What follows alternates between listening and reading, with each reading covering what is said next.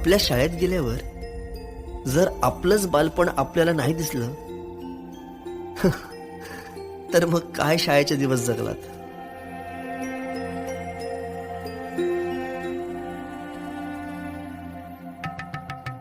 पेपरची शेवटची घंटा कानावर जेव्हा आली, जाणीव झाली शाळा आता आपली कायमचीच सुटली.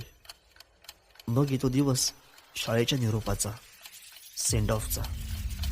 ओल्या मातीच्या गोळ्याला दिलास तू आकार, संस्कार घडवूनी शिल्प तू केले साकार.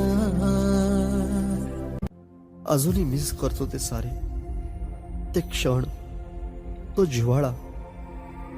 मोठ्यांच्या दुनियेत हरवलेला मी आणि माझ्यातच हरवलेली माझी मराठी शाळा.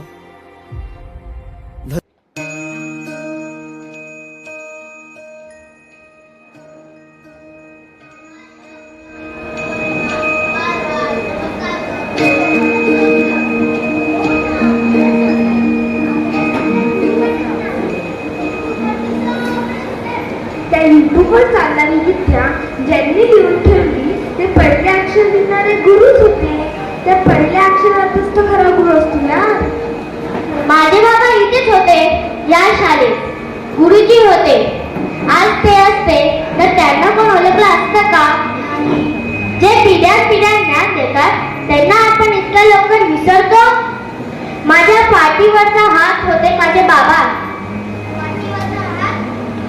हो, एकदा मी नापास झालो होतो. सगळ्यांनी माझा अपमान केला, पण माझे बाबा, माझे गुरुजी फक्त एवढेच म्हणाले, तू नापास झालास म्हणजे संपलाच नाही, म्हणून तू पुन्हा उभा राहशील, मी तुझ्या पाठीशी आहे. त्यांचे हे एक वाक्य आयुष्यभर लक्षात राहिलं. माझ्या कुठल्याच गुरुने असं कधी बोललेलं नाही, ऐकलंच नाही कधी कदाचित. आपण इतक्या पुढे गेलोय की मागे पण बघायचं विसरलो. गुरूंच्या त्या हातात ना केवळ शिक्षा होती तर संस्कार होते. आपल्यासाठी ते स्वतःच्या कुटुंबाला मागे टाकतात आणि आपण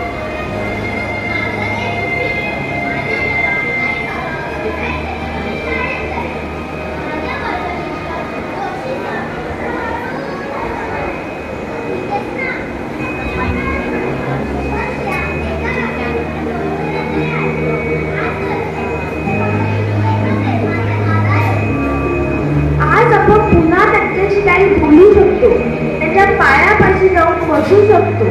उद्या ती नसतील त्या उलटीत फक्त आठवण. आज गुरु पौर्णिमा आहे.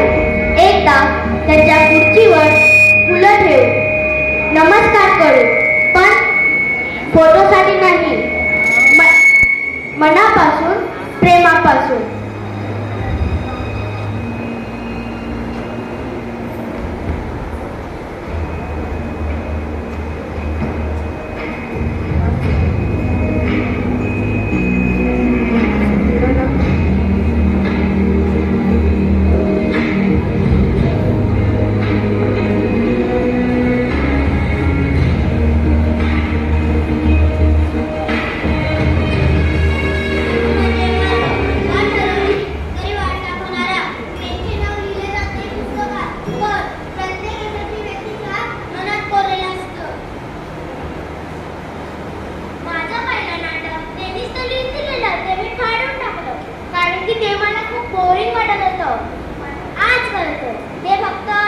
ते फक्त शिक्षक नव्हते, माझे आधार होते. माफ करा सर. आज मी पुन्हा तुमचा शिष्य होतो बाबा. मी विसरलो होतो, पण आता लक्षात आले, गुरु शिवाय आपण कोणीच नाही.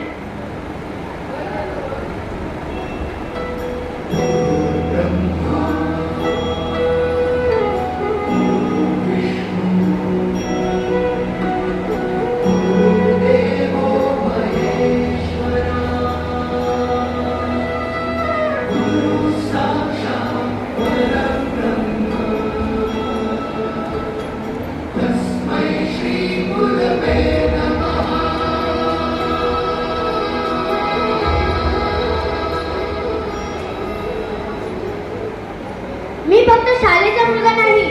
मी त्या पिढीचा प्रतिनिधी आहे जिला गुरुपौर्णिमा म्हणजे भाषा वाटत असेल. परंपरा विसरलेली, आदर हरवलेला आणि नातं तुटलेलं. आपण काय देतो आज गुरुजींना? एक फेसबुक पोस्ट, एक भाषण, व्हॉट्सअप स्टिकर. पण मुला आधार कुठे गेलाय? मी आता काही केलं नाही, मी फक्त ओवाळलं. पण त्या एका कृतीने गुरुजींना वाटलं कुणीतरी आजही आपल्या संस्कृतीशी जोडलेलं आहे. हे बघा, तुम्हाला वाटेल हे एक लहान नाटक आहे, एका मुलाचं स्वागत. पण खरं सांगा, ही तुमची आठवण नाही का? तुम्ही कधीतरी गुरुजींच्या पाया पडला